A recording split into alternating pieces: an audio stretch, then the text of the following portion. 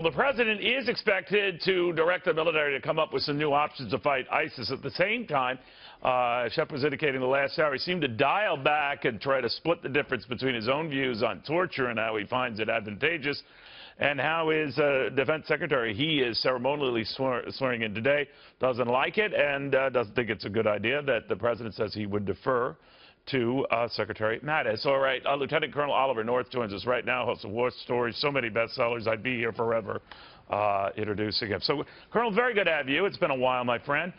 Neil, good to be with you. And by the way, one of those book tours was with you. I remember that, and I think I boosted your sales, though it did little to help mine. Let's get a little bit of a handle on what message this president is sending, not only on what he could be sending on fighting ISIS and agreeing to a consistent strategy, and then when it was slipped out more on the part of British Prime Minister Theresa May than anyone else, about seeing torture as something not advisable. What do you think? Well, look, torture was not defined as things like waterboarding. Torture had been previously assumed to be those kinds of things that would do permanent harm to a human body. Now, what happened is in 2015, Congress put together a law that said, and they defined torture as things like waterboarding, as things like pushing someone up against a wall, hot boxes, all kinds of things that we used to do, Neil, in training people in what we called survival, escape, resistance, and evasion. And SEER school. The whole idea was in SEER, you would train people to deal with those coercive techniques that were used on detainees against us. Coercive interrogation of detainees was a non-issue until 2015. Now, if you don't think that another 9/11 attack is going to happen, then Congress is unlikely going to change any of that. It is now the law. Neither Secretary of Defense Mattis nor CIA Director Pompeo are going to order their subordinates to break the law, and I think President Trump now realizes it. But I point out again, I used to waterboard people. I stuffed them into hot boxes. I had sleep deprivation, loud noises. None of those were defined as torture until Congress passed the law and Obama signed it. Those measures are now proscribed by the U.S. Army Field Manual. And I point out to you that the U.S. Army Field Manual, someone took mine out of the office. I was going to bring it down here. But it might have been written by Osama bin Laden or al-Baghdadi, because it is so soft on what happens. And I guess the bottom line of it all is that since we've now defined it, they know what we won't do, and we're not going to break the law. None of these leaders are going to do that. But I point out to you that if someone knew that there was going to be a nuclear attack on the United States and someone had a detainee, what measures would we take in order to get that information in time to save the lives of potentially millions of Americans? You know, when this issue was coming up for debate, Colonel, I think it was Senator John McCain who said, well, the president can write how many executive orders he wants.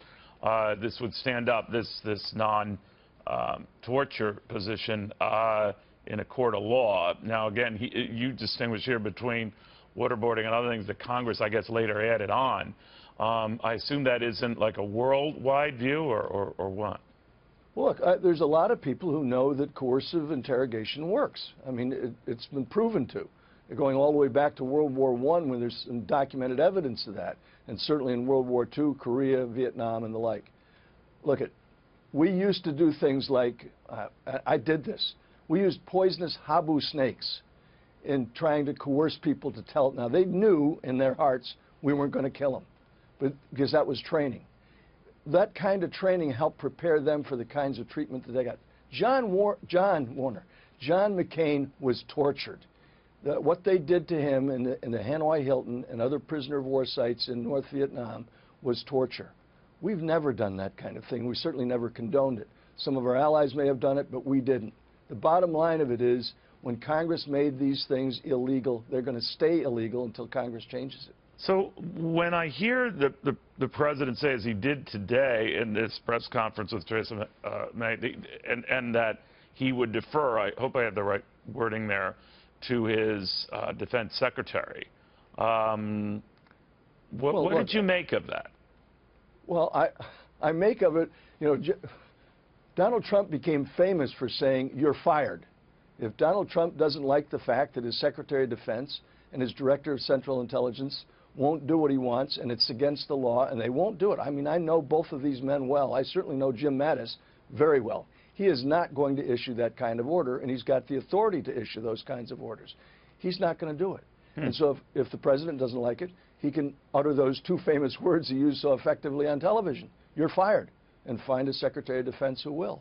All right. Now, I also want to get your take on how the president described Vladimir Putin. Obviously, Theresa May, of course, she sort of teed this up yesterday meeting with Republicans that, you know, look, almost like Ronald Reagan, trust but verify. But do you think she changed his view of Vladimir Putin, or that she even had to? I mean, that the president kept saying, look, I don't know him. We'll see how things go. It could go well. It could go poorly. But how do you think it will go? Of course, tomorrow they're going to have a phone call with each other. But how do you see this relationship going forward? Well, I see that all kinds of relationships are affected by the fact that he's now in the Oval Office. Look, there is awesome responsibility that comes with this assignment. It's not running for office. It's being in office. And what the president is now realizing, certainly the task before him is awesome. And those kinds of statements that he could make during a campaign are, quite frankly, no longer relevant. There's a lot of people that expected him to, I suppose, stick with the same kind of rhetoric. Clearly he's changed. I mean, I've watched this man now for 5 days in office and said to one of my colleagues here at Fox in D.C., I wonder if he's taking Valium. I mean, it's clear that the man is tamed down in terms of his rhetoric. And that's important because words do matter in an office like President of the United States. Yeah, I wonder if he mixes it with caffeine at the same time because he's been busy. Well, they certainly have been busy. Indeed. This is a whole administration full of workaholics. It looks like that. Colonel, thanks. It was good catching up with you.